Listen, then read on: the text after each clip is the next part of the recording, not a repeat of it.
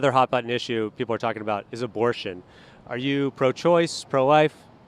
I got 3 grandkids, and anybody want to kill their baby is stupid. So you're pro-life? I'm pro-life. They need to go back to capital punishment. Really? I believe that. Okay. Because now they just smack them on the hand and go. So what do you mean by capital punishment? Capital punishment, death. Yeah.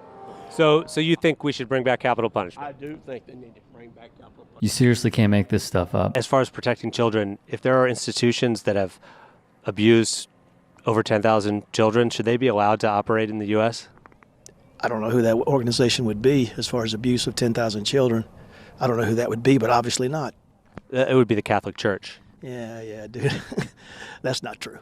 I got to cut this cut loose on that because really? that's nonsense. Really? That's nonsense. You think that's nonsense? Oh, interesting. The constant posturing and moral grandstanding of religious right-wingers shields them from confronting reality and coming to terms with the unfortunate dark truths that come with the bastardization of religion. We need to abolish abortion, no exceptions. So this says, before I formed you in the womb, I knew you. And that's from the Bible? Yeah, from Jeremiah 1. Right. So God knows these babies in the womb. He has a purpose and a destiny for each child. They shouldn't be killed. Didn't he kill all the firstborn sons in Egypt? I think I'm done. To you, this Bible story may be completely meaningless or maybe a metaphor for a different issue. But to the people whose worldview is directly crafted by the Bible and all of its problematic stories, hearing pushback like this shatters the insulated thought loops that are inherently a part of Christianity and other religions. You consider yourself pro-choice? Yes, pro-choice. Are you upset that Donald Trump appointed the justices that overturned Roe v. Wade and took that choice away from so many people? I don't think it should be taken away, no. And it doesn't bother you that Trump appointed the justices that overturned Roe v. Wade? It doesn't bother me at all. I think he's the best man for the job. We have nobody else that is... But he did take away the choice for a lot of women because of that. That doesn't bother you. Now women don't have that choice. He must have something in place. If he made that decision, he's a great businessman, and I'm not going to go... You know, he's a great businessman, and I'm going to let him say what he wants to say, do what he wants to do. Unsurprisingly, Trump supporters exhibit a very similar, if not the exact same, blind faith in Donald Trump as they do toward whatever God they may pray to, which unfortunately has led to more and more Americans confidently spreading all the beliefs that Trump and his base represent. I'd like to get back like it was in the 60s. Before all the civil rights stuff? Before all the civil rights stuff. So you would like to see things go back to before the civil rights movement? Oh, yes. Oh, yes. You know, where people have their freedom in this country. Well, certain groups didn't have as much at the time, right? Right. They didn't have as much at the time. But we still got to get back. Don't come here illegally and take over our country and then try to change it to be your country. Finish the wall. He's got to finish the wall. Even up here in New Hampshire, that's an issue. Absolutely. And I really didn't think it was. And now I'm noticing. You know, it's just little things that happen every day. And, you know, then, it's a month. And you go, wow, it is. You know, it.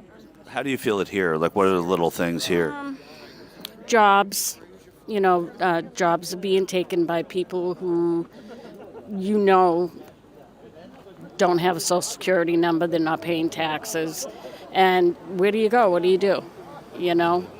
But yet other people who want to work can't get in. Shut down the border, come up with a process where people can come in.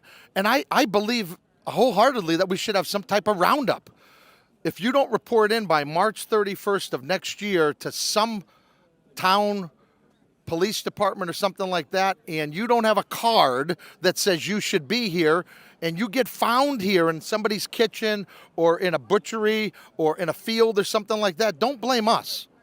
So we have to regulate who comes into the country and who's paying taxes, okay? It's a free-for-all, drugs, and people coming in that are criminals. You know, there's people coming in getting $2,000 a month.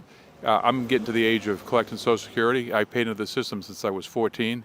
And quite frankly, I'm going to get about that amount, maybe slightly more. So that's a problem for me. We have too many handouts that we can't sustain. This is the cruelty that Trump and the Republican Party represent, and feed off of. And this barely scratches the surface of the real hatred Republican voters harbor. Our country has taken a radical shift towards the acceptance of really child mutilation, what's going on with the transgender thing. I mean, even in our school that we have in our town, there are 2 girls that identify as horses, and our principal and the teachers, they just turn a blind eye and accept it and say, you have to accept them. What town is that? Where is that school? That's in Iowa City. Yeah, so it's terrible what's happening in this country. And I want to tell you, we see that. We see what's going on in Minnesota, where they just passed a bill which is basically taking the rights away from the parents concerning their children. If they want to go get a sex change as a child, they can do that. All they got to do is tell a teacher or principal. So it's disgusting what's taking place in this country. And we're do you put that on President Biden at all? No, absolutely. It's all coming from the Democrat left. You know, Biden gave a speech, a Christmas speech. He never once mentioned the name of Jesus. Donald Trump has repeatedly talked about Jesus and talked about him being the joy of Christians everywhere and Americans everywhere and the reason for the season and everything else. I mean, Donald Trump, he's actually talking about Jesus at his rallies. And we're not deists in this country. This is not the country of Thomas Jefferson, who was a deist. This is the country of John Adams. He said that this republic was formed for religious people and will function for none else.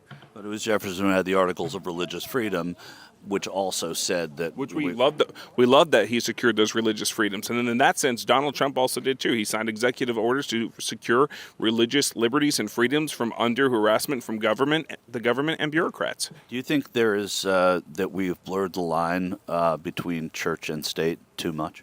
Absolutely not. Can you explain that a little bit?